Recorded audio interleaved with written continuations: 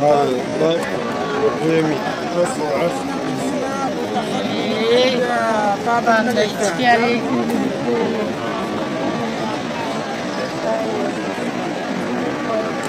هذا جيت اعمل ركعتين.